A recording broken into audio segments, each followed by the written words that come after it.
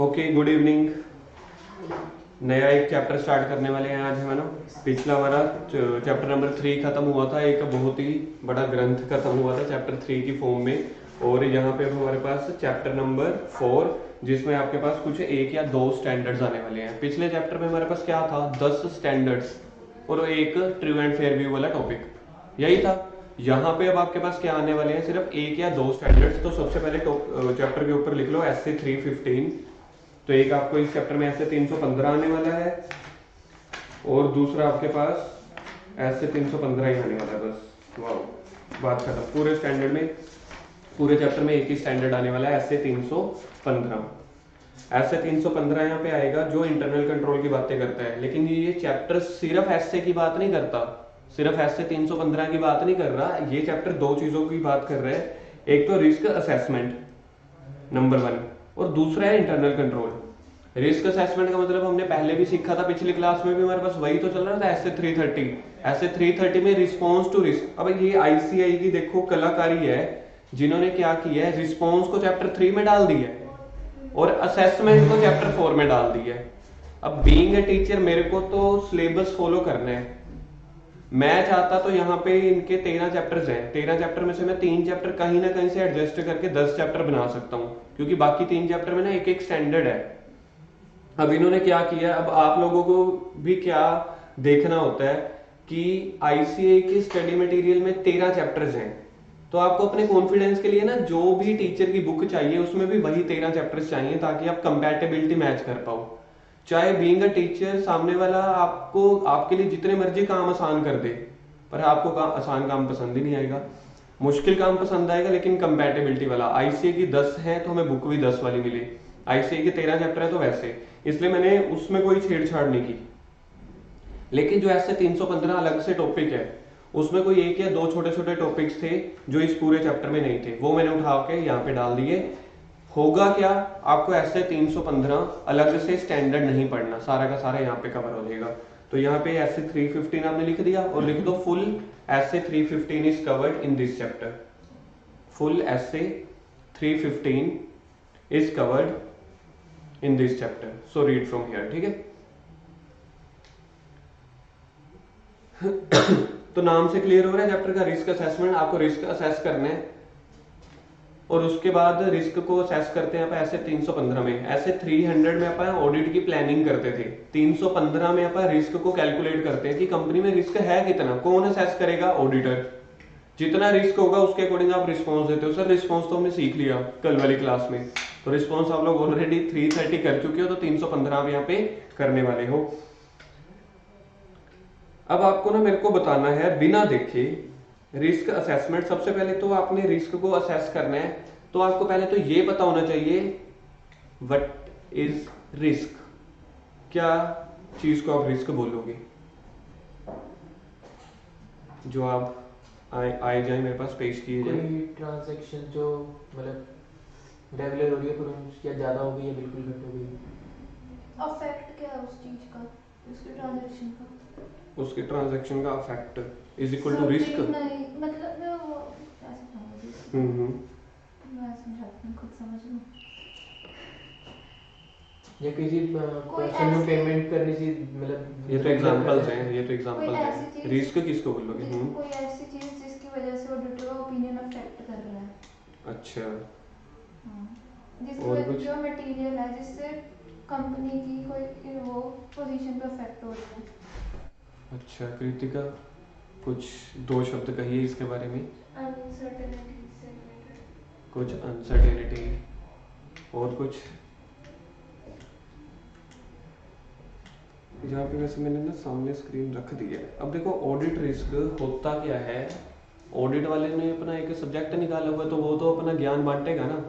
तो कह रहे हैं ऐसी कोई भी ट्रांजैक्शन है, ऐसा कोई भी रिस्क ऑडिट रिस्क होगा जिससे ऑडिटर का ओपिनियन चेंज होने के चांसेस हों। मेरा ठीक था, तो वो तो आप लोगों ने पढ़ लिया होगा। कसम से नहीं पढ़ा मैंने, आपको पिछले चैप्टर में लिंक करे जो आपने शब्द बोले।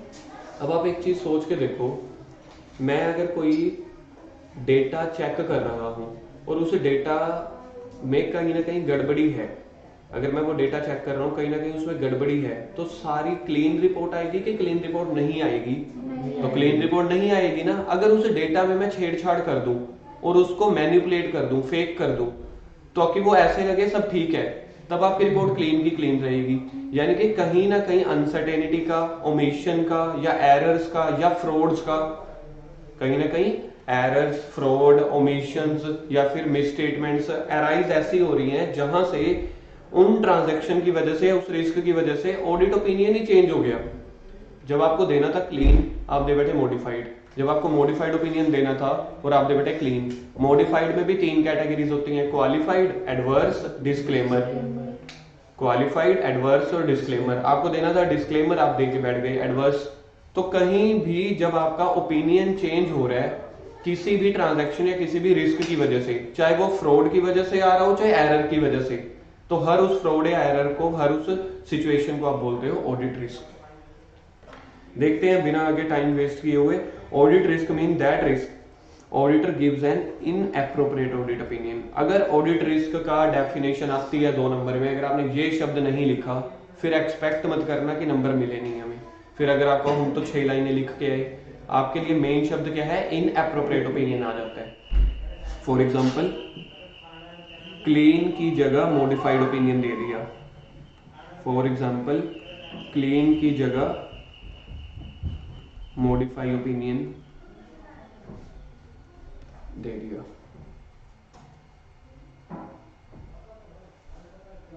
ठीक है, एक बार फिर से। Audit risk means the risk where the auditor gives an inappropriate audit opinion where the financial statement are material misstated। Circle कर दो material misstated, यानी कि कहीं ना कहीं फाइनेंशियल स्टेटमेंट में गलतियां थी या नहीं थी।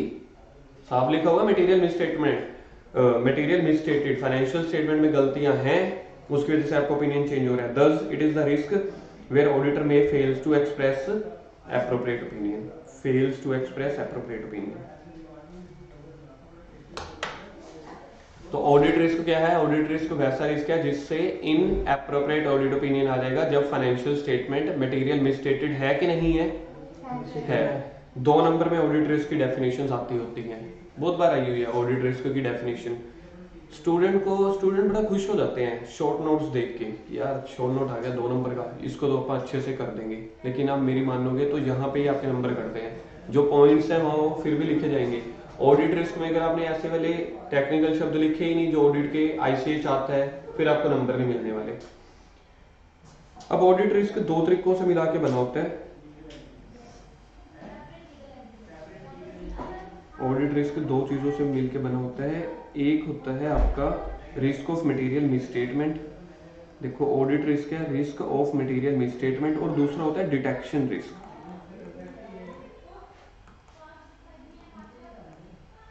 अब जो रोमम है रिस्क ऑफ मटेरियल मिसस्टेटमेंट, उसके आगे 2 सब पार्ट होते हैं, एक इनहेरेंट रिस्क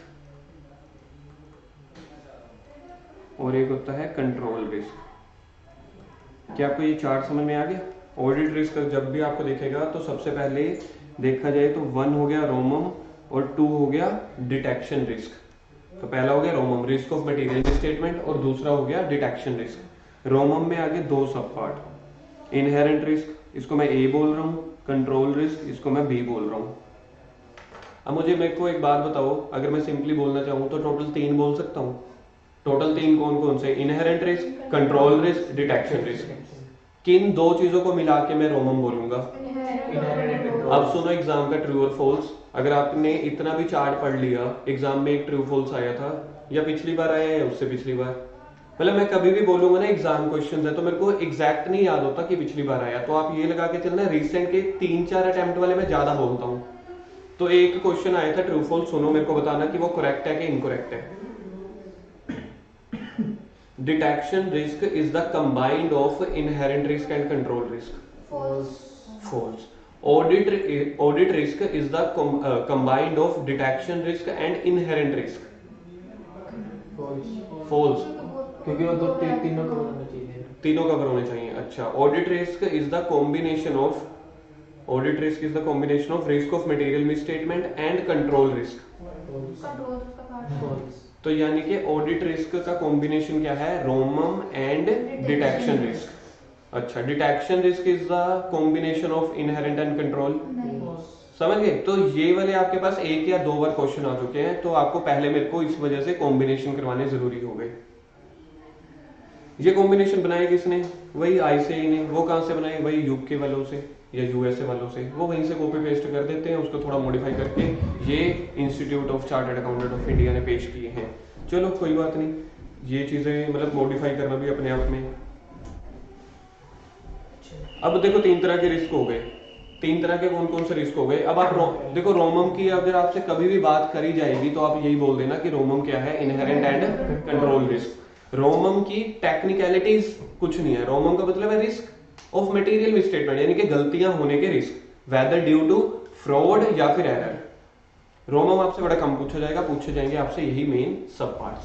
पहला इनहेरेंट रिस्क, दूसरा कंट्रोल रिस्क, तीसरा डिटेक्शन रिस्क। अब जल्दी से मीनिंग समझा रहा हूं, मीनिंग समझाने के साथ साथ बाकी पढ़ने वाले टॉपिक रह जाएंगे। चार्ट समझ में आ गया? अब इनहेरेंट रिस्क। इनहेरेंट का मतलब होता है जन्मजात रिस्क, इनबोर्न रिस्क। ऐसे रिस्क जो आप कंट्रोल लगाने से पहले भी होते हैं। कंट्रोल लगाना तो एक ये चीज होती है ना कि आप कहीं पे कंट्रोल लगा लो, बच्चों को डांटना शुरू कर दो और वो शायद थोड़ा सा समझ जाए, ठीक है। लेकिन आप कभी भी बच्चों को खेलने कूदने से, घर के बाहर जाने से वो नहीं रोक सकते ना। चाहे आप जितने मर्जी कंट्रोल लगा दो, फिर भी वो थोड़ा बहुत तो चलेगा फिरेगा, गिरने का रिस्क तो रहेगा। अगर देखो एक छोटा सा बच्चा है, घर के अंदर है, ताला लगा सकते हो गेट को, तो गेट के बाहर नहीं जा सकता, वो तो होता है कंट्रोल रिस्क। ठीक बोल रहा हूं मैं? छोटा सा बच्चा गेट के अंदर है, गेट को लॉक लगा दिया ताकि वो बाहर सड़क पे ना जाए, तो आपने कहीं ना कहीं गेट को बंद किया, लॉक लगाया है, तो यानी आपने कहीं ना कहीं कंट्रोल अप्लाई कर दी है ना। तो आपने कौन सा रिस्क लगा दिया? कंट्रोल रिस्क को, मतलब कंट्रोल कर रहे हो, कवर कर रहे हो। कंट्रोल रिस्क होता है ये चीज, जब आप थोड़ा सा कंट्रोल लगा के रिस्क को कम कर सकते हो। तो यहाँ पे आपने क्या कंट्रोल लगाया? ताला लगा दिया, गेट बंद कर दिया, बच्चा बाहर नहीं जा पाया, तो यानी कि उस रिस्क को कम कर दिया। ये चीज समझ आ गई? फिर एक इनहेरेंट रिस्क, आपने ताला तो लगा दिया, बच्चा अंदर तो घूम रहा है, अंदर घूम के भी तो गिर सकता है, क्या वो रिस्क कभी कम कर सकते हो? कभी खत्म हो सकता है? फिर तो आप कहोगे भाई बैठे ही रहे बेड पे, सोया ही रहे, ऐसा तो होएगा नहीं। तो इनहेरेंट रिस्क तो कभी नहीं खत्म होंगे। तो इनहेरेंट रिस्क वो रिस्क होते हैं जो जन्मजात रहेंगे, बिफोर अप्लाइंग एनी कंट्रोल, वो है ही है। दूसरा कंट्रोल लगा के उस रिस्क को कम किया जा सकता है, अदरवाइज नहीं। यानी कि अगर आप गेट बंद कर देते हो तो कम से कम एक रिस्क आपने खत्म कर दिया कि अब बाहर तो नहीं जा सकता, गिरेगा पड़ेगा तो अंदर ही गिरता पड़ता रहेगा, है ना। तीसरा होता है डिटेक्शन रिस्क। ये दो जो रिस्क थे ना, ये दो रिस्क मैनेजमेंट वाले लगाते हैं, जो ये कंट्रोल वगैरह वाले हैं ना, ये दो रिस्क को अप्लाई कौन करता है? मैनेजमेंट वाले, उसको कम करने का। तीसरा रिस्क आता है ऑडिटर के बिहाफ पे। अब ऑडिटर आया, मैं देखता हूँ बच्चा कैसे जाता है, मैं देखता हूँ बच्चा कैसे गिरता है, लेकिन ऑडिटर ने सोचा कि हाँ भाई देखो, मैनेजमेंट ने सबसे पहले तो बिफोर अप्लाइंग वाला कॉन्ट्रैक्ट देख लिया, दूसरा गेट को ताला लगा दिया, लेकिन ना बच्चे भी, आपको पता है आजकल की डेट में बच्चे तो बच्चे नहीं है, बच्चे तो बाप बने हुए हैं। उन्होंने भी देख लिया, मैं क्यों ना सीढ़ी पे चढ़ जाऊं, और सीढ़ी के बाहर एक बाहर और लैडर भी लगी हुई है, वो बाहर वाली। तो बच्चे तो बड़े ही स्मार्ट होते हैं, है ना। तो बच्चा ऊपर से चढ़ गया, बैक साइड एक और गेट था या एक सीढ़ी थी, वहां से चला गया, फिर बाहर जाके गिरा, क्योंकि उसकी इच्छा थी मैं बाहर जाके गिरूं। अंदर गिरने का मजा नहीं आता, गिरो तो बाहर गिरो, तो थोड़ी चोटें ज्यादा लगे, लोग भी इकट्ठे हो, सिंपैथी गेन हो, तो ऐसा। अब पहले अंदर गिर गया, वो तो थे इनहेरेंट रिस्क, कम नहीं किए जा सकते। दूसरा कंट्रोल रिस्क, चलिए गेट तो बंद कर दिया, किसने? मैनेजमेंट वालों ने। तीसरा था डिटेक्शन रिस्क, ऑडिटर आया, ऑडिटर ने ना यही सिचुएशन देखी, अंदर गिर रहा है ठीक है, बाहर गेट को ताला लगा हुआ है ठीक है, उसने ना दूसरे वाला गेट उसने भी नहीं देखा, उससे भी मिस हो गया, यानी कि auditor fails to detect the material misstatements. ऐसे रिस्क जो रह सकते हैं इवन देन कि ऑडिटर फेल हुआ है यहाँ पे, अब मैनेजमेंट की बात नहीं हो रही, तो इसको क्या बोलते हैं? डिटेक्ट। ऑडिटर भी स्कैनिंग नहीं कर पाया, डिटेक्ट नहीं कर पाया, तो उसको बोला जाता है डिटेक्टेड रिस्क। तो बस इसी के साथ टॉपिक खत्म। अब आपके पास लिखवाने के लिए छोटे छोटे पॉइंट्स रह जाएंगे और पढ़ने के लिए।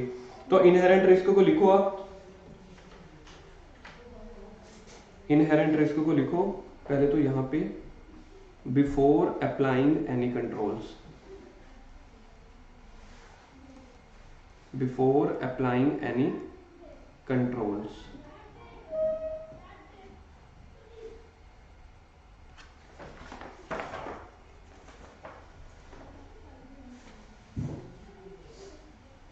और इसका मैं एक लाइन में मीनिंग लिखवा रहा हूं पहले तो। इनहेरेंट रिस्क क्या होते हैं? Inbuilt risk which arises from entity, bracket में लिख देना management, inbuilt risk which arises from entity, bracket में management, from entity and its components.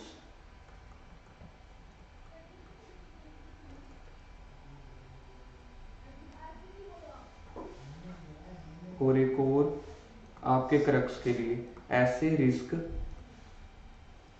रहेंगे ही रहेंगे, ऐसे रिस्क रहेंगे ही रहेंगे।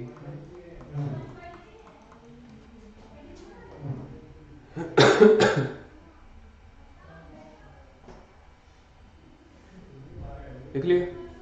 तो तीन चीजें मैंने आपको लिखवाई हैं, ऐसे रिस्क रहेंगे रहेंगे, बिफोर अप्लाई यानी कंट्रोल है, और इनबिल्ट रिस्क है। अब पढ़ के देखते हैं टेक्निकल। सस्केप्टेबिलिटी ऑफ एन असर्शन, तो अच्छा यहाँ पे मैंने जगह भरवा दी। सस्केप्टेबिलिटी को आप लिखो मिसस्टेटमेंट ऑब्लिक वीकनेसेस, थोड़ा एरो डाल के कहीं पे एडजस्ट कर लो सीए वाले को। सस्केप्टेबिलिटी को लिख दो मिसस्टेटमेंट्स ऑब्लिक वीकनेसेस। मैंने प्योर हिंदी नहीं लिखवाई, शब्दकोश वाली डिक्शनरी से देख के मैंने टॉपिक के साथ मैच करवा दी। कुछ ऐसे वीकनेसेस या कुछ ऐसे misstatement of an assertion, assertion होता है फीचर्स, यानी किसी भी चीज में, ठीक है, किसी भी चीज की वीकनेस या misstatement. The susceptibility of an assertion about a class of transaction. Class of transaction क्या होता था? जर्नल। वो जर्नल में भी हो सकती है मिसस्टेटमेंट, अकाउंट बैलेंस यानी कि लेजर में भी, और डिस्क्लोजर यानी कि नोट्स टू अकाउंट्स में भी।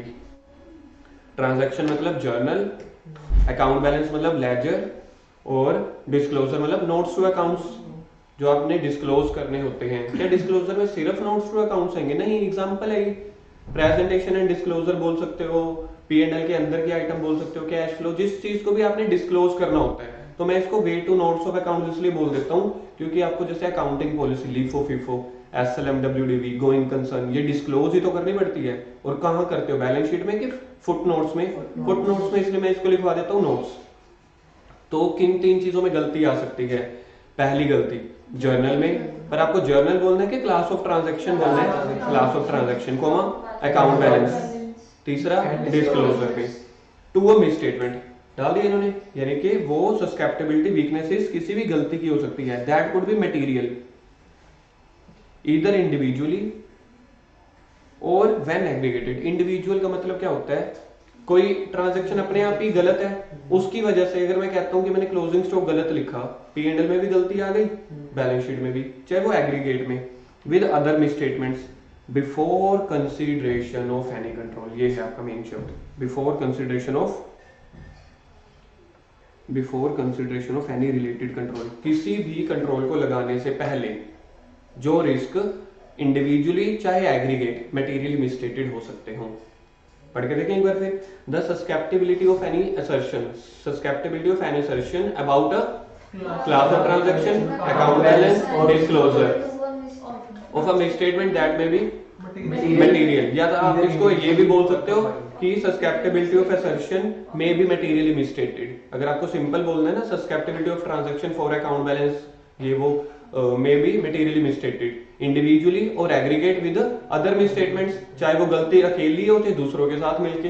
वैसे भी सेब अगर खराब पड़ा होगा, 4 सेब खराब हो जाएंगे, तो वो खराब सेब की बात भी हो रही है, बाकी 500 सेब की भी।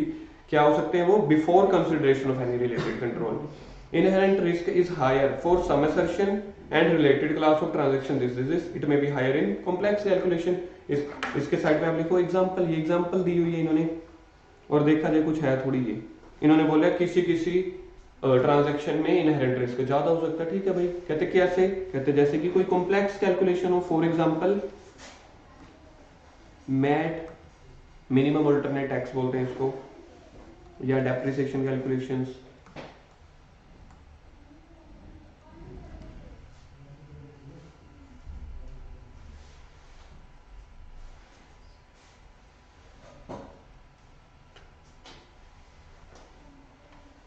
कंट्रोल रिस्क, इसको लिखो, दैट इज कंट्रोल लगाने के बाद भी रिस्क रह जाते हैं, कंट्रोल लगाने के बाद भी अगर रिस्क रह जाए,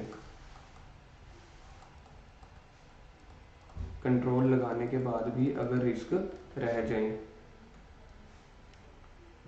अपने बच्चे वाली एग्जांपल में बता दोगे मेरे को यहाँ पे क्या फिट बैठने वाला है? वही ताला लगा दिया तो जैसे अंदर ही गिर जाए बस, एक अंदर ही गिर जाए, ये भी बोल सकते हो, और दूसरा तो बाहर निकल वो दूसरे वाले गेट से चला जाए, क्योंकि आपने कंट्रोल तो लगा दिए, वो वाला एक दरवाजा तो बंद कर दिया, लेकिन वो अंदर तो गिर ही सकता है। लेकिन जो अंदर गिर सकता है वो देखा जाए तो इनहेरेंट रिस्क की एग्जांपल थी, अंदर गिर सकता है, वो तो इनहेरेंट थी ना, वो तो खत्म ही नहीं हो सकती, तो इनहेरेंट का तो मतलब ये होता है। तो यहाँ पे ये है कि आपने गेट 1 बंद कर दिया, गेट 2 बंद करना भूल गए, तो कंट्रोल लगाने के बाद भी, या फिर आपका गेट पता कैसा था, वो डिजाइनों वाला जिसके अंदर छोटे छोटे गैप थे, वो बीच में से ही चला गया, कर लो।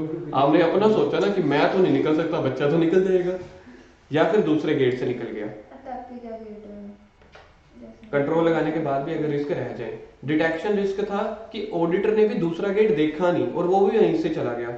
The risk that a misstatement that could occur in any assertion about a class of transaction account balance disclosure। Sir ये तो सेम लाइन है, that could be material, same है with individually चाहे aggregated with other misstatement। तो देखो यहाँ पे तो कुछ भी नया नहीं है। अब आएगा नया, which will not be prevented or detected or corrected on a timely basis by the entity's internal control। यानी कि आप उस रिस्क को नहीं रोक पाए, will not be prevented or detected or corrected, ये सर्कल कर लो, which will not be prevented, ना आप उसको रोक पाए, या फिर आप रोक नहीं पाए, या डिटेक्ट नहीं कर पाए, या करेक्ट नहीं कर पाए टाइमली बेसिस पे by the entities internal control. यानी आपने इंटरनल कंट्रोल तो लगा दिए, लेकिन ना आप उसको डिटेक्ट कर पाए, ना करेक्ट कर पाए, और क्या था, ना ही प्रिवेंट कर पाए। तो ऊपर वाली 3 लाइनें जैसे आपका मन करता है आप लिख लेना, ठीक है, वो कोई बड़ी बात नहीं है, लेकिन उसमें आपको ये लिखना है कि असर्शन में मिसस्टेटमेंट है for a class of transaction account balance disclosure that may be materially misstated before applying of any control. ऊपर वाले में आ जाता, यहाँ पे आ जाएगा entity's internal control will not be prevented या डिटेक्टेड या करेक्टेड, खत्म। For example possibility of human errors और मिस्टेक्स और controls being violated by collusion. Collusion का मतलब होता है मिली भगत, कोल्यूजन का मतलब होता है मिली भगत। तो मतलब कुछ रिस्क आप कंट्रोल लगा लो जो ह्यूमन एरर्स हैं। आपने तो ये सोच लिया ना कि हमने बायोमेट्रिक लगा ली, अब तो कोई चक्कर नहीं है भाई, बायोमेट्रिक की प्रोग्रामिंग किसी इंसान ने तो फिट करी होगी, उस इंसान को आपने बोल दिया कि चल 25% तेरा, तो प्रोग्रामिंग चेंज कर दी। ह्यूमन एरर को थोड़ी आप बदल सकते हो, मशीन्स जितनी मर्जी ऑटोमेटिक हो, लेकिन वो ऑटोमेटिक फिट तो एक इंसान ही करता है। कहने को तो रोबोट भी वो क्या था, रोबो मूवी वाला, रजनीकांत वाला थी तो वो भी मशीन, लेकिन उसके अंदर एक इमोशन वाली चिप डाली तो इंसान ने थी ना। Accordingly some control risk will always exist, रहेंगे कुछ कंट्रोल रिस्क, तो आप जितना मर्जी लगा लो। क्यों? क्योंकि आपने यहाँ पे ह्यूमन एरर्स आ सकती हैं। आ गया डिटेक्शन रिस्क, यहाँ पे देखो डिटेक्शन रिस्क को, here auditor may fail to detect the ROMM, here auditor may fail, here auditor may fails to detect the romum because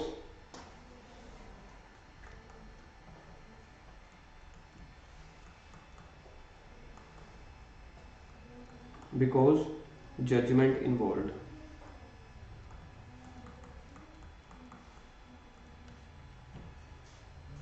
अनुज,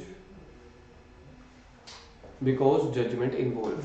तो डिटेक्शन रिस्क वो होता है, यहाँ पे ऑडिटर देखा जाए तो पिक्चर में आना शुरू हो जाता है। ऊपर वाले 2 में एंटिटी थी, एंटिटी समझते हो, हमारा क्लाइंट जो मैनेजमेंट वाली, यहाँ पे अब ऑडिटर की बात हो रही है। The risk that the procedure performed by the auditor, circle कर दो, procedure performed by the auditor, यहाँ पे ऑडिटर की बात हो रही है। To reduce the audit risk to an acceptable low level will not detect a misstatement, will not detect a misstatement that exist, circle कर दो, यानी कि वो एग्जिस्ट करती थी but you will not detect, you could not detect that exist, and that could be material हो सकती थी इधर इंडिविजुअली या aggregate with some other misstatement. Some detection risk would always be present even if auditor examine 100% of account balance. क्यों? क्योंकि यहाँ पे कहीं ना कहीं जजमेंट्स इन्वॉल्व होती हैं। अगर आप 100% सारा कुछ चेक कर भी देते हो, सोच के देखो, प्रोविजन फॉर बैड डेट्स और प्रोविजन फॉर डाउटफुल डेट्स तो आप रहते ही है ना बीच में, तो उसमें तो जजमेंट्स इन्वॉल्व हैं, तो जो जिसमें जजमेंट इन्वॉल्व है वो तो थोड़ी बहुत गलती निकल ही सकती है। तो यहाँ पे क्या निकल के आ रहा है? Risk procedure performed by the entity या ऑडिटर, कौन से वाले में? डिटेक्शन वाले में। To reduce the risk and acceptable low level. Acceptable low level का मतलब होता है उससे कम तक रिस्क में सहता रहूंगा। जैसे फॉर एग्जांपल अगर मैं कहूं मैं 3 गलतियां, ये मेरी एक्सेप्टेबल लेवल है, एक्सेप्टेबल लो लेवल की मैं सारी चीजें माफ करता चला जाऊंगा पहले 3 तक। 3 गलतियां हो गई मैं माफ कर दूंगा, वो मेरा है एक एक्सेप्टेबल लेवल कि यहां तक मैं एक्सेप्ट कर सकता हूं। आप लो लेवल ही रखोगे हमेशा उसके लिए, उससे ज्यादा होगे तो आप उसको एक्सेप्ट नहीं करोगे। The risk that the procedure performed by auditor to reduce the audit risk to an acceptable low level will not detect the misstatement. सीधा सीधा इन्होंने लिख दिया will not detect the misstatement. कौन? वो भी ऑडिटर। दैट एग्जिस्ट यानी कि वो मिसस्टेटमेंट एग्जिस्ट करती थी, और that could be material either individually और एग्रीगेट विद अदर मिसस्टेटमेंट्स। तो यहाँ पे इन्होंने लिखा कुछ रह जाएंगी चाहे आप 100% लगा दो। क्यों? रीजन मैंने आपको लिखवा दिया, क्योंकि जजमेंट्स इन्वॉल्व हैं। इसके ऊपर डिटेक्शन रिस्क के ऊपर देखो नोट दिया हुआ है, दिख रहा है? Inherent risk and control risk combined known as risk of material misstatement. ये चीज मैंने आपको ऊपर डायग्राम में बनवा दी थी। कंट्रोल रिस्क क्या होते हैं? कंट्रोल रिस्क जब एंटिटी इंटरनल कंट्रोल लगा देती है उसके बावजूद भी कोई रिस्क अगर रह जाए। इनहेरेंट रिस्क इनबिल्ट होते हैं, ये कंट्रोल लगाने से पहले ही होते हैं। आप कंट्रोल लगाओ या ना लगाओ, इनहेरेंट तो रहेंगे ही रहेंगे। डिटेक्शन यहाँ पे ऑडिटर भी नहीं ढूंढ पाएगा। अगला टॉपिक है function of audit risk. Function of audit risk. Audit risk is the function of रोमम and detection risk. ये ठीक लिखा हुआ है? तो यानी ये सर हमारे ऊपर हो तो चुका है, वो फंक्शन ही था जो मैंने आपको कराया, फंक्शन भी वही थे, कंपोनेंट्स भी वही थे। तो अब ये कह रहे हैं रोमम क्या होता है? रोमम means FSR material मिसस्टेटेड, risk of material misstatement कह रहे हैं। जो फाइनेंशियल स्टेटमेंट आपकी पहले ही मिसस्टेटेड है, यानी कि गलतियां हैं प्रायर टू ऑडिट, क्योंकि इनहेरेंट आ रहा था ना इसमें, तो इनहेरेंट आ रहा है मतलब वो जन्म जाता है तो वो प्रायर टू ऑडिट रहेगा ही रहेगा। This consist of 2 component, inherent and control. बस खत्म। इनहेरेंट और कंट्रोल किसके? 2 सब पार्ट से, रोमम के। आगे आ रहा है relationship between inherent risk and control risk. अच्छा अगर मैं इसको देखता हूँ, ये अपनी बात कर रहे हैं यहाँ पे। मैं अगर डायग्राम बनाता हूँ ऑडिट रिस्क की, ऑडिट रिस्क में कौन से 2 रिस्क थे? रोमम एंड डिटेक्शन रिस्क। रोमम के अंदर 2 थे, ये इन दोनों का डिफरेंस पूछ रहे हैं ना, रिलेशन।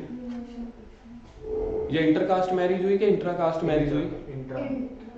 ये इंट्राकास्ट मैरिज हुई। अगर आप ऑडिट रिस्क के पॉइंट ऑफ व्यू से बोलें, एक हो गया रोमम, एक हो गया डिटेक्शन। ये शादी जो हो रही है शर्मा और शर्मा में हो रही है, ठीक है?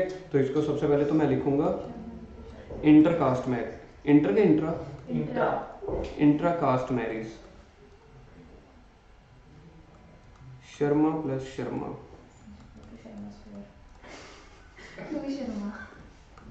तो इंट्राकास्ट मैरिज हो रही है।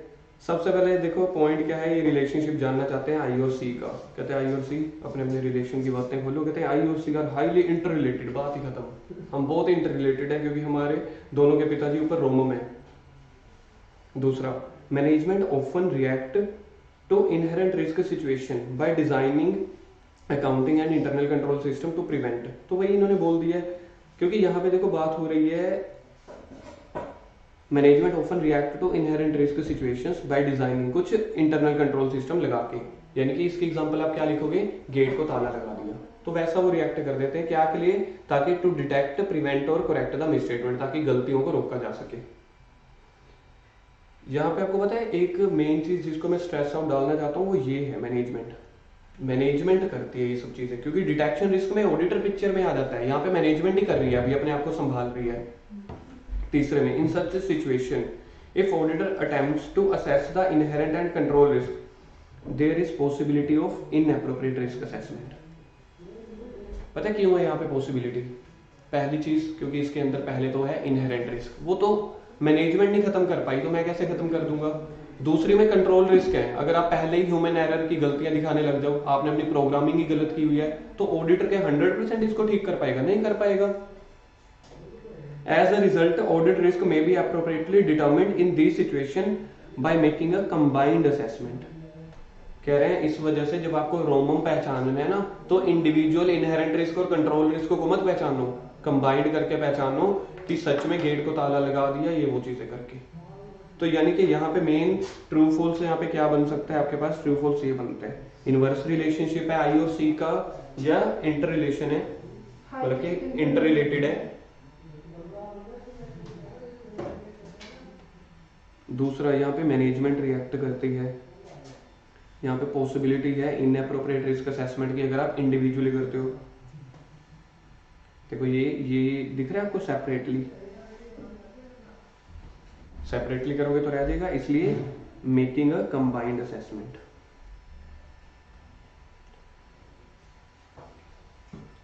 तो इसके पॉइंट्स लिखो अपने हाथों से अब जल्दी से। फर्स्ट पॉइंट के साइड पे क्या लिखोगे?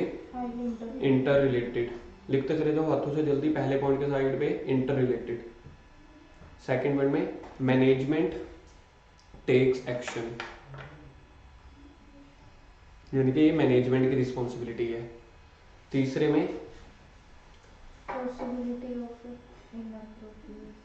में लिखो आपने सेपरेट असेसमेंट और डैश डाल के नॉट गुड, बस इतना ही लिख दो अपने समझने के लिए। Separate assessment not good. और चौथे पॉइंट के साइड पे लिखो make combined assessment of I and सी।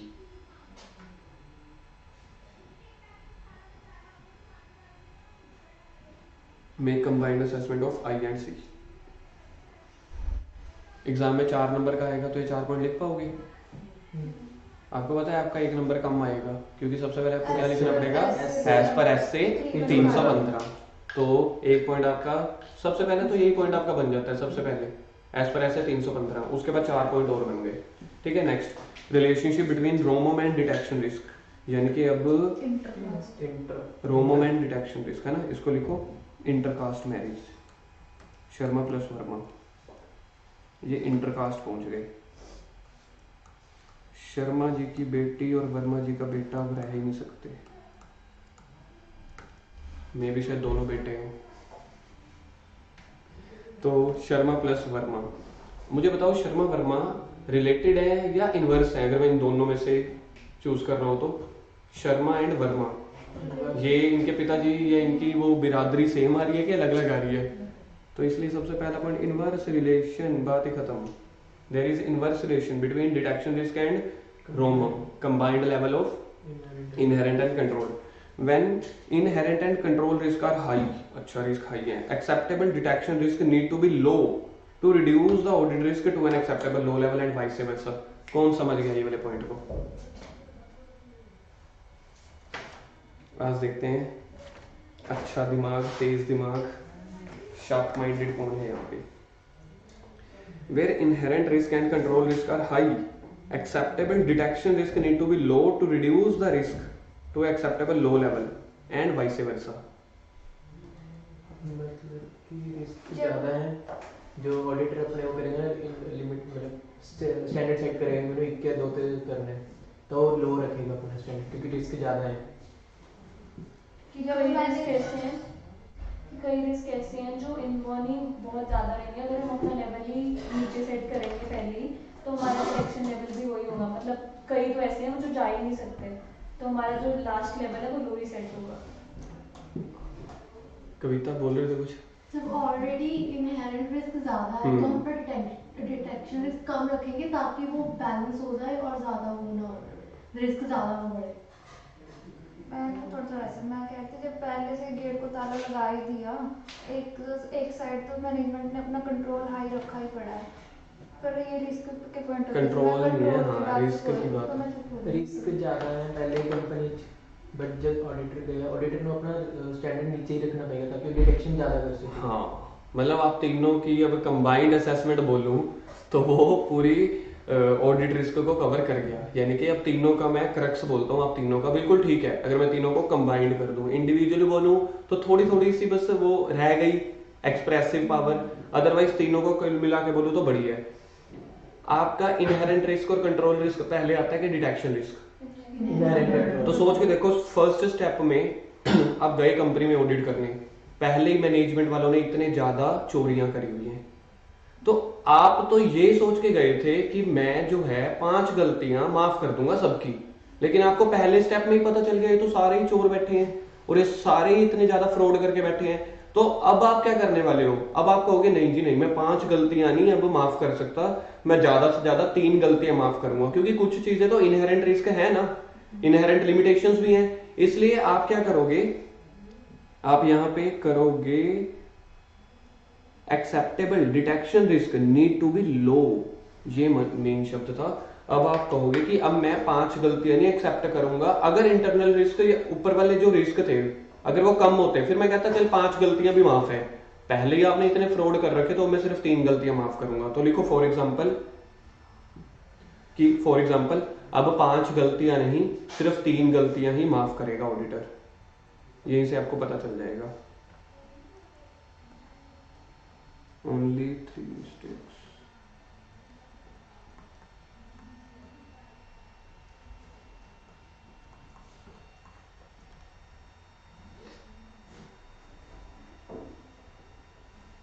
देखना किसकी समझ में आ गया ये वाला पॉइंट, अच्छा पॉइंट था ना।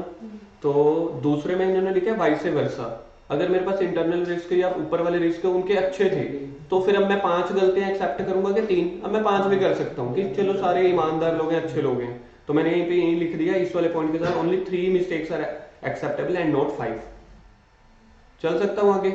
थर्ड, when both ऊपर वाले risk inherent and control risk are high, auditor has to consider whether substantive procedure, substantive मतलब वही फर्दर प्रोसीजर, सब्सटेंटिव प्रोसीजर मतलब कि वही रिस्पॉन्स ऐसे 330 वाला, यानी कि further audit procedure can provide the sufficient and appropriate audit evidence to reduce the detection risk and then reduce the audit risk to an acceptable level. कह रहे हैं कि अगर ऊपर वाले रिस्क ज्यादा हैं, ठीक है, कौन से वाले, रोमम वाले, तो क्या मेरे को फर्दर प्रोसीजर, सब्सटेंटिव प्रोसीजर को लिख देना फर्दर, क्या मेरे को further procedure additional evidences provide कर सकते हैं? Substantive procedure can provide the evidences sufficient and appropriate audit evidences, क्या के लिए? ताकि मैं अपना वही डिटेक्शन रिस्क कम कर सकूं और ऑडिट रिस्क को भी लो लेवल पे लेके आ जाऊं, यानी कि बस 3 ही गलतियां।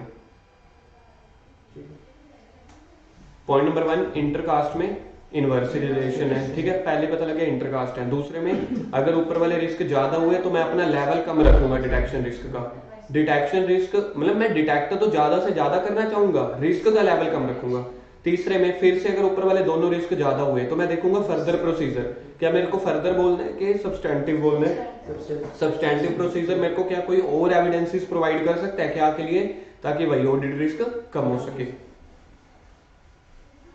तीसरा, when auditor determines that detection risk regarding the financial statement assertion for account balance or class of transaction cannot be reduced, तो एक्सप्रेस कर दो डीओ और एओ, तो इसको सर्कल करो, इसके साइड पे लिखो फोर्थ, चलो मैं बाद में लिखवाता हूँ इकट्ठे।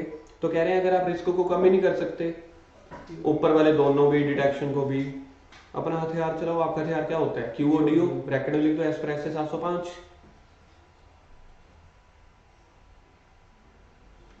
पांचवा पॉइंट बहुत ही मुश्किल पॉइंट, ये मैं आपसे नहीं पूछूंगा, ये मैं ही बताऊंगा। Audit risk is the product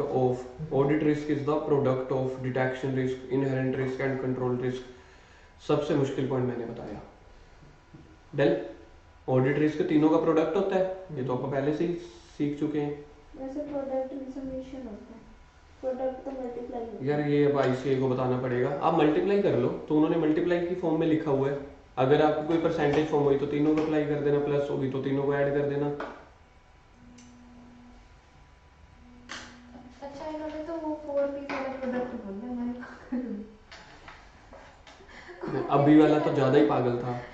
तो क्या क्या पॉइंट निकल गया? इंटर रिलेशनशिप में इनवर्स रिलेशन है, पिछले अगर रिस्क हाई हुए तो मैं अपना डिटेक्शन रिस्क कम रखूंगा, पिछले रिस्क अगर हाई हुए तो मैं देखूंगा मेरे को फर्दर ऑडिट प्रोसीजर क्या और एविडेंसेस प्रोवाइड कर सकते हैं ताकि audit risk acceptable low level हो जाए। चौथे में था अगर मैं रिड्यूस कर ही नहीं सकता तो क्यूओ या डीओ दे दूंगा।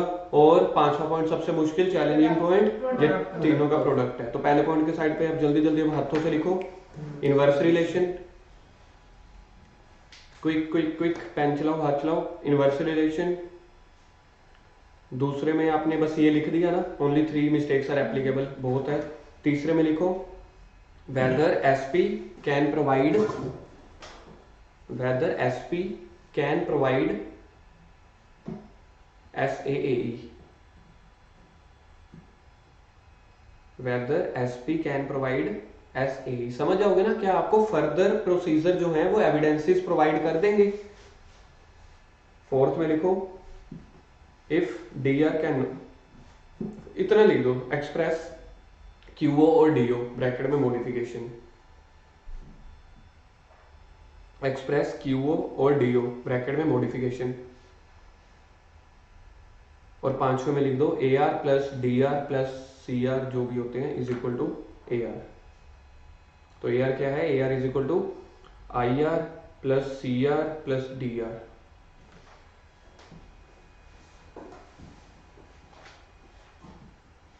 अब ये बात कर रहे हैं फैक्टर्स की, ये अभी आपकी जान नहीं छोड़ रही क्योंकि चैप्टर का नेम क्या था, audit risk and internal control, risk assessment and internal control था ना, इसलिए अभी ये रिस्क की बातें कर करेंगे। कह रहे हैं फैक्टर क्या है, मेरे हिसाब से इनको फैक्टर्स को साथ में भी डाल सकते थे, ठीक है, कि उसके साथ में डाल देते तब भी ठीक है। चलो अब जैसा भी है, फैक्टर्स क्या क्या फैक्टर है जो इनहेरेंट रिस्क है, इनके कौन से फैक्टर हैं जिनकी वजह से ही होते हैं।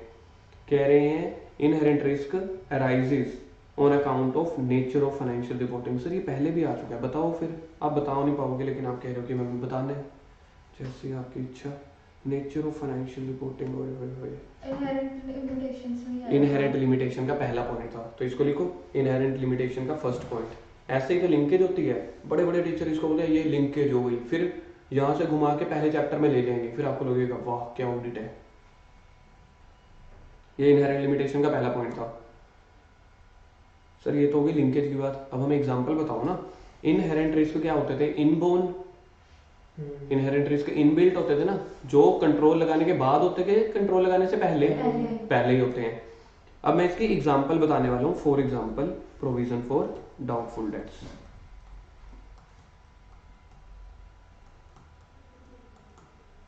प्रोविजन फॉर डाउटफुल डेट्स का मतलब होता है ब्रैकेट में लिख देना एस्टिमेशन। जब आपकी एस्टिमेशन इन्वॉल्व है P&L अकाउंट में, आपने 10% प्रोविजन बनाया।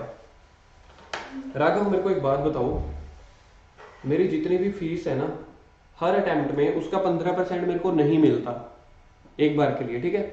मैं अगले साल के लिए सोच रहा हूं, अगले साल मेरे को, क्योंकि अब मैं थोड़ा और भी कंजर्वेटिव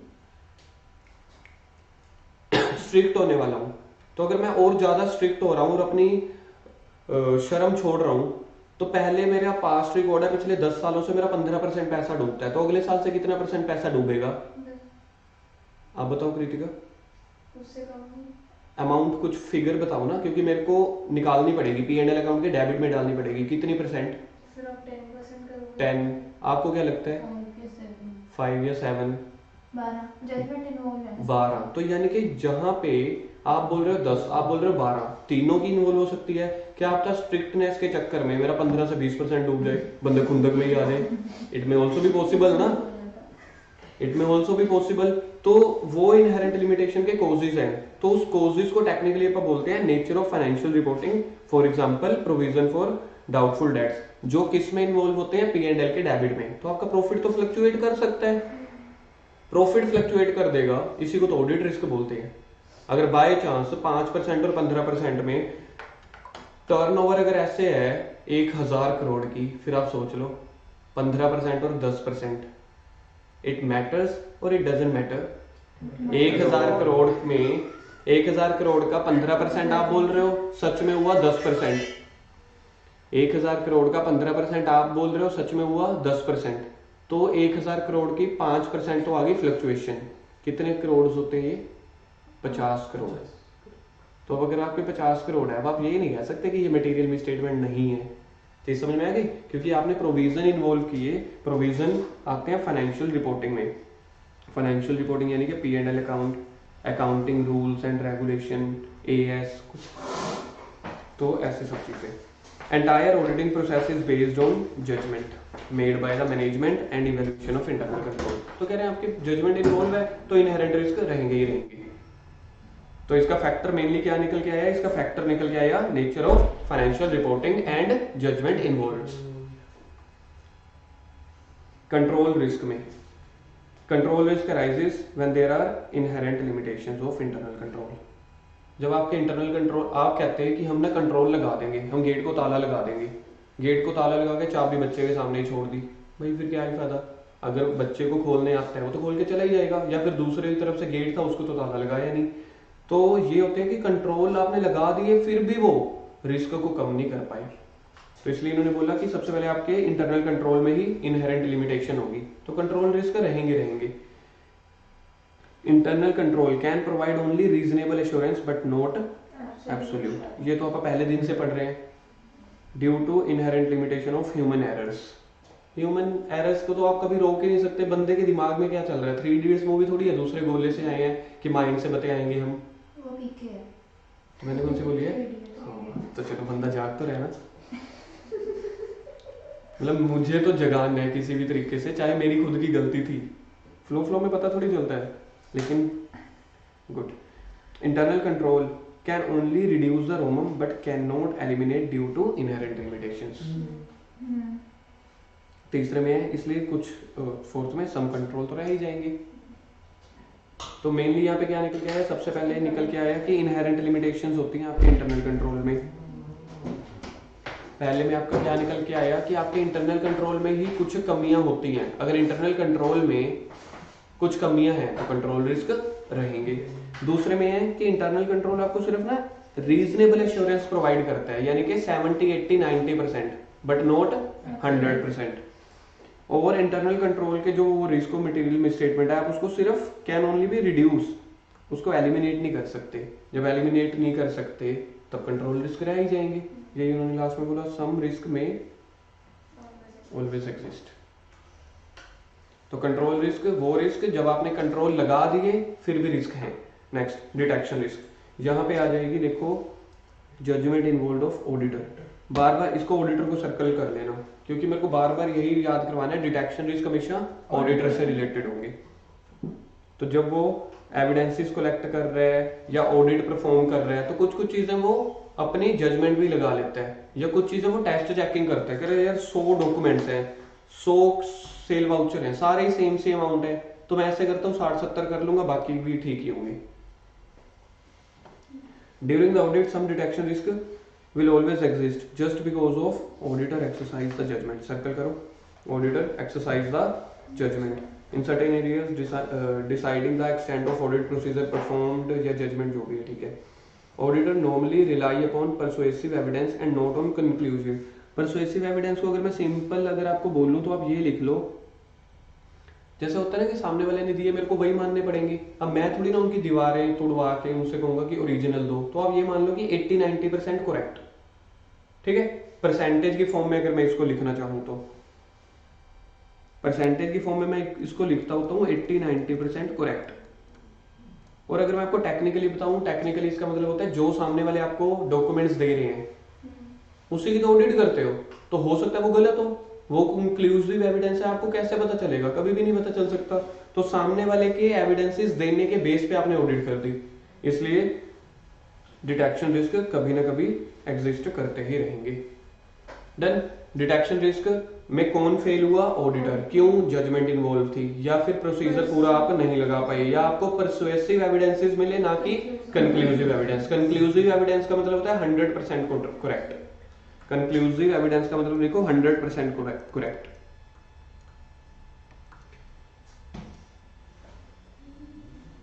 नेक्स्ट, कंडीशंस और event which may increase risk of fraud. कुछ ऐसे कंडीशंस हैं, इवेंट हैं, सिचुएशंस हैं जिसकी वजह से रिस्क ऑफ मतलब रिस्क जो है बढ़ जाते हैं। फॉलोइंग आर सम कंडीशन, ठीक है। पहला, अगर आपका इंटरनल कंट्रोल वीक हुआ, रिस्क बढ़ेंगे या कम होंगे? तो पहले पॉइंट के सिर्फ साइड पे लिख लो, बाकी फिर दोबारा नहीं मैं लिखवाऊंगा। लिखो, अगर इंटरनल कंट्रोल वीक है तो रिस्क तो बढ़ेंगे ही। फर्स्ट पॉइंट के साइड पे अगर इंटरनल कंट्रोल वीक है तो रिस्क तो बढ़ेंगे ही। डन। तो यही इन्होंने सिचुएशन बता दी, कुछ 7-8 सिचुएशन कि इन केसेस में रिस्क बढ़ते हैं। पहला, इंटरनल कंट्रोल अगर वीक है, non compliance with the control procedure. आपने सोचा था गेट कीपर को आप रखेंगे, आपने रखा नहीं, या रख लिया वो बैठा पान वाले के पास, या अटेंडेंस चेक नहीं कर रहा, तो इंटरनल कंट्रोल जो आपने है उसको नॉन कंप्लायंस कर रहे हो। डाउट अबाउट द इंटीग्रिटी और कॉम्पिटेंस ऑफ मैनेजमेंट, आपको मैनेजमेंट के ऊपर ही जो पूरा विश्वास नहीं है, उसी से आपने काम लेने, तो कहीं ना कहीं रिस्क बढ़ेंगे। Unusual pressure in the entity, लिखो इसमें bracket, for example working hours 9 to 9 PM, 9 AM to 9 PM, हर जगह 9 घंटे हैं, आप 10 घंटे 11 घंटे 12 घंटे से पहले उसको छोड़ते ही नहीं। तो अगर वो कह रहा है कि यार 3 घंटे में फालतू क्यों लगाऊं, साथ वाली कंपनी में तो 9 घंटे की शिफ्ट है, भाई ऐसे करते हैं, शाम को 7 बजे मैनेजमेंट वाले तो चले जाते हैं ना, करो फ्रॉड, वहाँ के कोई डॉक्यूमेंट्स उठा लेके जाओ। हम आर्टिकल वाले अपने लेवल के करेंगे, A4 पेपर उठा के आ जाते हैं ब्लैंक, जो दूसरे वाले होते हैं वो A4 पेपर के पूरे पूरे बंडल उठा लेंगे, और कोई होते हैं वो थोड़ा पैसा भी उठाएंगे, मतलब आप कुछ भी लगा लो, थोड़ा स्टॉक उठा लेंगे। जैसे मतलब होता है ना कि जिसका जितना लेवल उतना, जैसे आज मैं एक वो पोस्ट देख रहा था, अक्षय कुमार की मूवी कौन सी आई है, गुड न्यूज, तो उसकी कलेक्शन दिखा रहे थे 150 करोड़, मूवी सुपरहिट। और उससे पहले सलमान खान की आई थी 10 दिन पहले दबंग 3, उसकी कलेक्शन 170 या 150 करोड़, मतलब सेम से थी, फ्लॉप। और नीचे लिखा हुआ था लेवल लेवल, औकात औकात की बात है। सलमान खान की 150 करोड़ को फ्लॉप की कैटेगरी में डाला जाता है, अक्षय कुमार की 150 करोड़ को सुपरहिट की, तो ये भी वही चीज है। अनयूजुअल प्रेस, उसके बाद है 5वां unusual transaction, related party transaction. ये चीज तो मैंने आपको बड़ी ही डिटेल में बताई थी, रिलेटेड पार्टी जहां पे ज्यादा होंगी वहां पे समझ लेना चोरियां ज्यादा है, या आप लॉयर को बड़ी ज्यादा फीस दे रहे हो, यानी कि कहीं ना कहीं आपके केसेस चल रहे होंगे। दूसरा problem in obtaining the sufficient and appropriate audit evidence या डॉक्यूमेंटेशन, अगर आपको प्रॉब्लम्स हो रही है, मैनेजमेंट वाले डॉक्यूमेंटेशन नहीं दे रहे, तो ऑब्वियस रिस्क ज्यादा होंगे। और significant difference between balance as per accounting records या थर्ड पार्टी से, अकाउंटिंग रिकॉर्ड कुछ और कहता था, हमने जब क्रेडिटर को, डेटर को, बैंक वालों को फोन किया वो कुछ और कह रहे हैं, और वो भी सिग्निफिकेंटली, तो इनकी वजह से क्या होगा, रिस्क ज्यादा होंगे। इसकी मेमोरी टेक्निक लिखो, संडे में वीकनेस है, संडे में वीकनेस है, नहीं सर संडे में तो कोई वीकनेस नहीं है, संडे में वीकनेस है, वो बड़ी जल्दी खत्म हो जाता है, पता है आपको, संडे में वीकनेस है।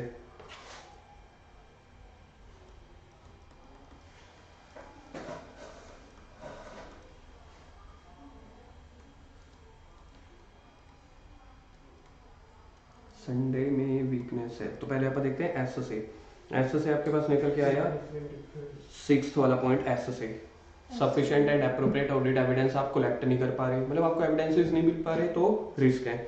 यू से देखो unusual pressure, unusual pressure company में ज्यादा है तो रिस्क ज्यादा होंगे। एन से देखो नॉन कॉम्प्लायंस, SUNT, डी से डाउट, तीसरे वाला doubt about the integrity of management.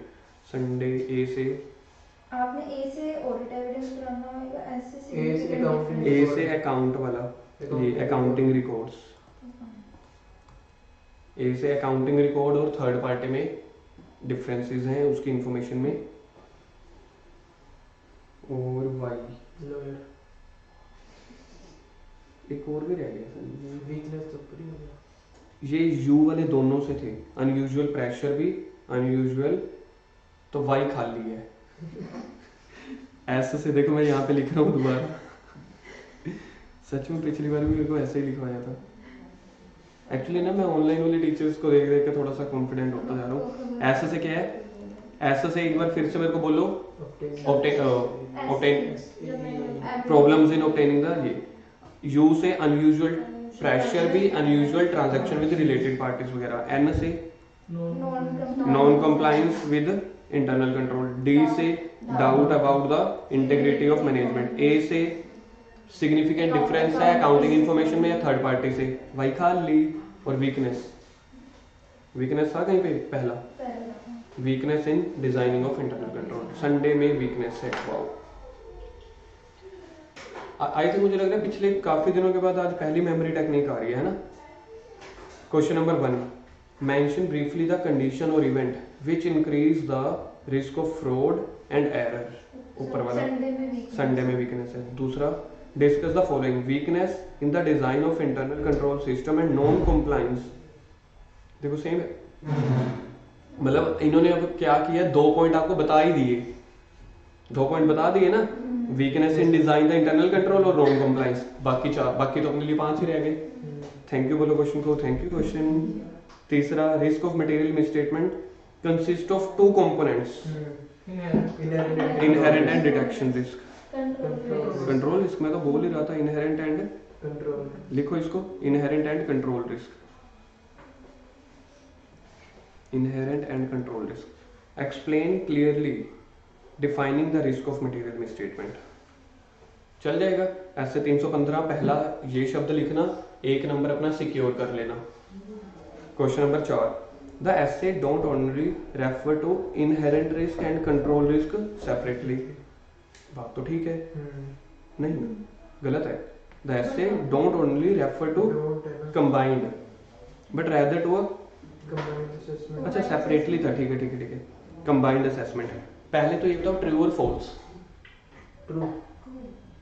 अगर मैं इसका पहले आपसे ये आंसर पूछूं कि ये स्टेटमेंट ट्रू है या फॉल्स है, ट्रू, तो पहले तो इसको लिख दो ट्रू। बस उसके बाद तो आपको बताना क्या है इसका, ये है आपकी इंट्रा रिलेशन मैरिज। इंटर नहीं है, अच्छा हाँ, तो इसमें आपको आंसर लिखना पड़ेगा वही वाला, इंट्रा रिलेशन वाला, इंट्रा कास्ट मैरिज लिखना पड़ेगा इसमें आपको। ठीक है जी। Question number 5, doing a statutory audit is a full of risk, narrate the factors which may cause the risk. Inherent risk का फैक्टर क्या होता था, फाइनेंशियल रिपोर्टिंग होती थी उसमें और जजमेंट इन्वॉल्व होती थी। कंट्रोल रिस्क में आपके पास इंटरनल कंट्रोल्स में कमी आ सकती होती थी, ये वाली चीजें होती थी। और तीसरा था डिटेक्शन रिस्क, उसमें ऑडिटर की जजमेंट इन्वॉल्व होती थी और परसुएसिव एविडेंस उसको मिलते थे, कंक्लूसिव एविडेंस नहीं मिल पाते थे। तो ये उसके फैक्टर्स थे। Question number 6, explain inherent risk with related to relevant standards. यहाँ पे मैंने स्टैंडर्ड का नेम खुद काटा था, पेपर में दिया हुआ था। कौन सा स्टैंडर्ड लगेगा, ऐसे 315, बस उसके बाद भी सेम है। चले आगे। नेक्स्ट आपके पास है identified and assessing the Roman. फिर से ऐसे 315, ठीक है। ऑब्जेक्टिव ऑफ द ऑडिटर, मेरे को बताओ ऐसे 315 का नेम देखो, ये है identifying and assessing the Roman through understanding the entity it's environment. Sir standard का नेम तो बड़ा छोटा है, छोटा है तो याद करके दिखाओ ना। इन्वर्टेड कॉमर्स दिख रहे हैं आपको, यहां से लेके यहां तक। Identifying and assessing the Roman through understanding the entity and it's environment. ये तो जो ऑडिट प्रोसीजर में 315 का, हाँ वही वाला है, वही वाला है। उसमें 3 शब्द होते थे, यहाँ पे स्टैंडर्ड के नेम में 2 शब्द हैं, उसकी डेफिनेशन में यहाँ पे एंटिटी, देखो यहाँ पे एंटिटी है, इन्वायरमेंट है, जब उसकी डेफिनेशन आएगी तो तीसरा इंटरनल कंट्रोल भी आ जाता है। लेकिन स्टैंडर्ड के नेम पे 2 हैं। अंडरस्टैंडिंग द क्या है, एंटिटी, कंपनी को समझो, उसके इन्वायरमेंट को समझो, क्या के लिए, ताकि रिस्क कैलकुलेट कर पाए, रिस्क असेस कर पाए। ऐसे 315, identifying and assessing the risk of material misstatement through understanding the entity and environment. एक बार फिर से, identifying and assessing the रोमम through understanding the entity and its environment. Internal control नहीं बोलना। एक बार फिर से, identifying and assessing the रोमम through understanding the entity its environment. ये है स्टैंडर्ड का नेम। अगर मैं कहता हूं ना डेफिनेशन बताओ, तब आप तीसरा वर्ड यूज कर देते हैं, understanding the entity, environment and internal control. तो ऑब्जेक्टिव क्या है, अब ऑब्जेक्टिव में देखना क्या बड़ी बड़ी बातें लिखी हुई हैं। पहला तो आइडेंटिफाइंग द असेसिंग, ठीक है, पहले में तो वही लिख दिया जो स्टैंडर्ड का नेम है। कह रहे ऑडिट का ऑब्जेक्टिव यही है, लेकिन यहाँ पे एक नया शब्द जोड़ दिया, चाहे वो गलतियां फ्रॉड की वजह से हो, चाहे वो एरर की वजह से हो। कहीं आप ये नहीं कहोगे भूल चूक माफ है, वो जब बचपन में बस कंचे खेलते थे तब भूल चूक माफ होती थी, यहाँ पे भूल चूक माफ नहीं होगी। You will be responsible enough, ठीक है, चाहे वो एफएस लेवल पे हो गलती, चाहे फिर इसमें देखो मैं कनेक्ट करता हूँ, ऑडिटर का ऑब्जेक्टिव पहला टू आइडेंटिफाई या असेस द रिस्क। कौन सा रिस्क, चाहे वो फ्रॉड से हो चाहे एरर से, चाहे एफएस लेवल पे हो यानी कि ओवरऑल बेसिस पे, ओवरऑल बेसिस जैसे कि P and L account, balance sheet, पूरी पी एंड एल अकाउंट है, पूरी बैलेंस शीट में गलतियां हैं। Assertion level individual wise, individual basis पे। तो आपको आइडेंटिफाई करने हैं रिस्क, वो फ्रॉड से हो रहे हो चाहे एरर से हो रहे हो, चाहे वो इंडिविजुअल वाइज हो चाहे FS, as a through understanding the entity, environment, अब इंटरनल कंट्रोल भी आ गया। Thereby providing a basis, ताकि ऑडिटर को एक बेसिस प्रोवाइड कर सकें फॉर डिजाइनिंग और इम्प्लीमेंटेशन द रिस्पॉन्स। रिस्पॉन्स के ऊपर लिखो ऐसे 330, ताकि हम रिस्पॉन्स कर सकें। किसको रिस्पॉन्स करना है, असेस्ड रोमम को, अभी अभी जो ऊपर आपने रोमम रिस्क पहचान है उसको रिस्पॉन्स कर पाओ। This will help the auditor to reduce the ROMM and acceptable low level, कि मैं 5 गलतियां, 3 गलतियां या 5 गलतियां जो भी हैं उतनी मैं एक्सेप्ट कर लूंगा।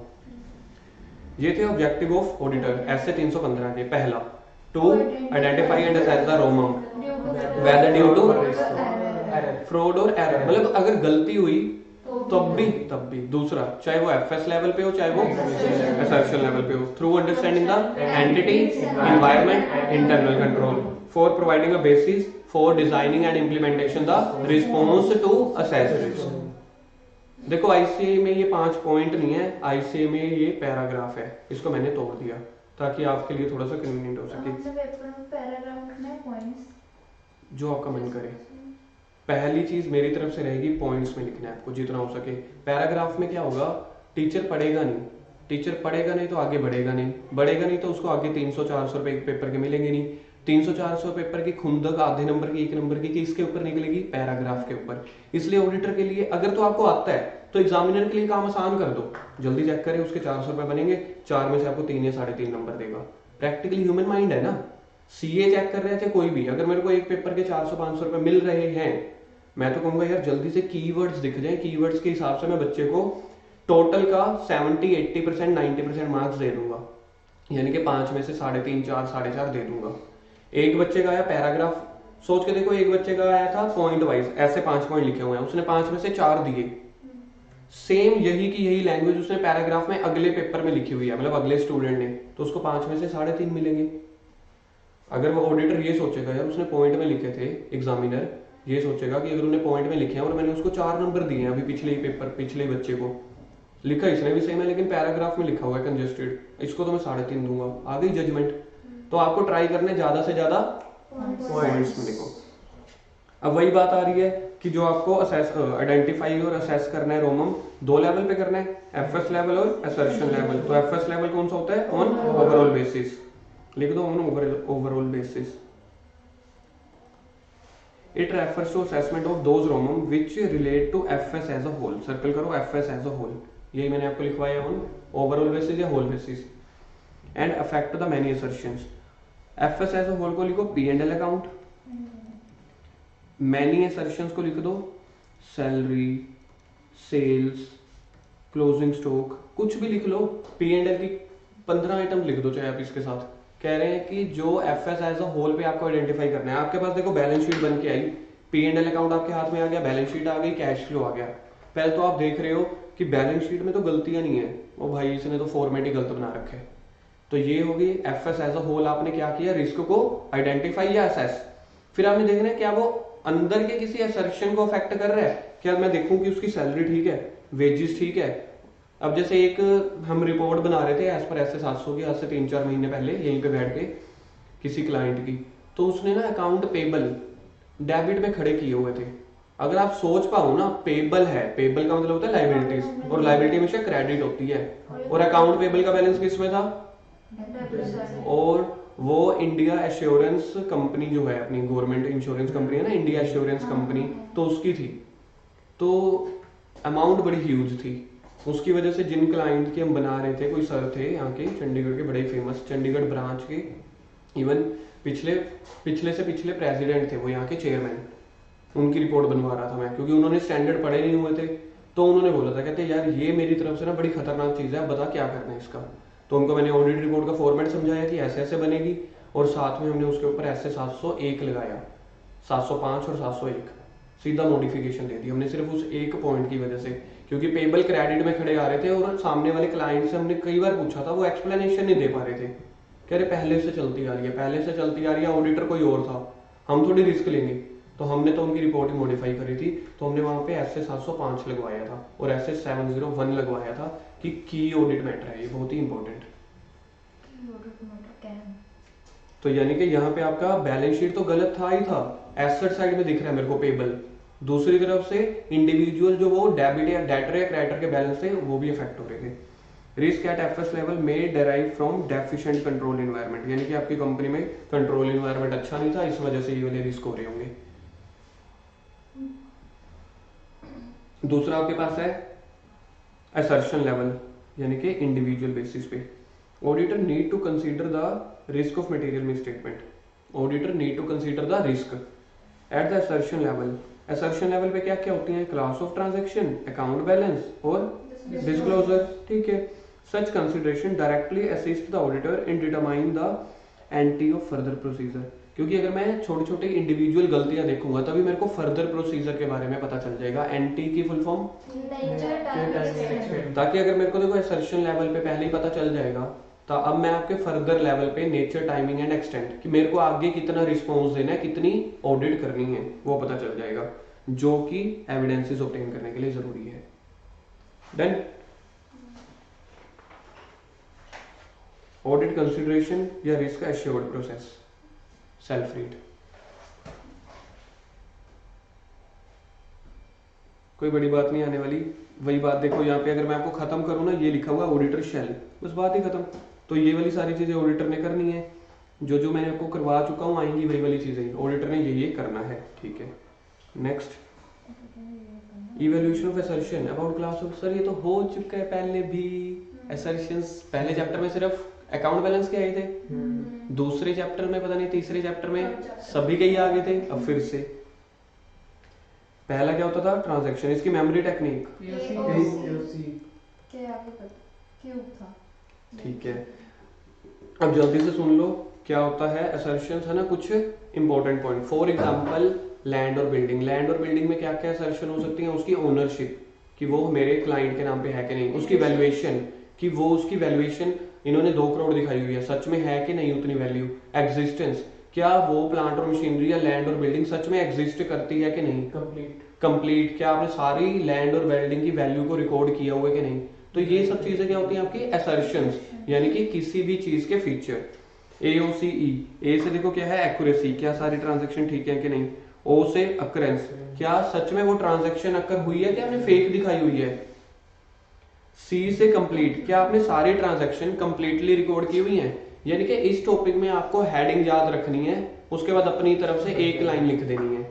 ये पूरे असर्शन वाले टॉपिक में होती है एक लाइन है, एक लाइन में मेनली आपको क्या याद रखना है, उसके हेडिंग्स। तो पहले की मेमोरी टेक्निक है AOC की Q, A से एक्यूरेसी, O से अकरेंस, C से कंप्लीटनेस, C से क्लासिफिकेशन, कट ऑफ बस होता था पीरियड वाइज, 18 का डेटा 18 में डालो, 19 का डेटा 19 में, 20 का 20 में। दूसरा होता था अकाउंट बैलेंस, AOCE, यहाँ पे अलग अलग था। A से वैल्यूएशन एंड एलोकेशन, यानी कि सारे ट्रांजैक्शन को सही से एलोकेट करना है, कोई करंट एसेट है तो करंट में, नॉन करंट है तो नॉन करंट में। वैल्यूएशन मतलब प्रॉपर वैल्यू पे दिखाया है कि नहीं, मार्केट वैल्यू के हिसाब से। O से आपके पास था राइट एंड ऑब्लिगेशन, अगर वो एसेट हुई तो राइट हो जाएगा, लायबिलिटीज होगी तो ऑब्लिगेशन। C से कंप्लीट, क्या सारी ट्रांजैक्शन कंप्लीटली रिकॉर्ड करी है कि नहीं। E से क्या लैंड और बिल्डिंग सच में फिजिकली एग्जिस्ट करती है कि नहीं। AOC square. A से एक्यूरेसी एंड वैल्यूएशन, ये थोड़ा घूम फिरा के इन्होंने बना दिया दोनों को मिक्स करके, ना ये रहा लड़का ना ये रही लड़की। A, तो A से एक्यूरेसी एंड वैल्यूएशन, सारी प्रेजेंटेशन एंड डिस्क्लोजर एक्यूरेट और उनकी वैल्यू सही है कि नहीं। O से occurrence and right and obligation. C से कॉमन यानी कि कंप्लीटनेस, और C से क्लासिफिकेशन एंड अंडरस्टैंडेबिलिटी, क्या सारी ट्रांजैक्शन प्रॉपरली क्लासिफाई की है और जो आपने ये लिखे हैं क्लियरली एक्सप्रेस किए हैं, मतलब कि अंडरस्टैंडेबल थे कि नहीं थे। AOCE किसकी थी, अकाउंट बैलेंस की। AOC square, presentation and disclosure की एओसी, क्यूब, ट्रांजैक्शन, अच्छा अकाउंट बैलेंस की क्या थी एओसी स्क्वायर, एओसी ई, अकाउंट बैलेंस की थी एओसी ई। ए से था वैल्यूएशन एंड एलोकेशन, ए से था वैल्यूएशन एंड एलोकेशन, ओ से था आपके पास ऑब्लिगेशन एंड राइट्स, सी से कंप्लीटनेस, ए से एग्जिस्टेंस। अच्छा एओसी क्यूब किसकी थी ट्रांजैक्शन, ए से एक्यूरेसी, ओ से अकरेंस, सी से कंप्लीटनेस, क्लासिफिकेशन, और तीसरा प्रेजेंटेशन वाले की एओसी स्क्वायर, ए से एक्यूरेसी एंड वैल्यूएशन, ओ से occurrence, rights and obligation, occurrence, rights and obligation, C से वो तो कॉमन है, और सी से क्लासिफिकेशन एंड, बस एक साइड पे और वही पॉइंट लिख लो फिर से, completeness is common in all three. कितनी बार आएगा ये बता? बस अब नहीं आएगा।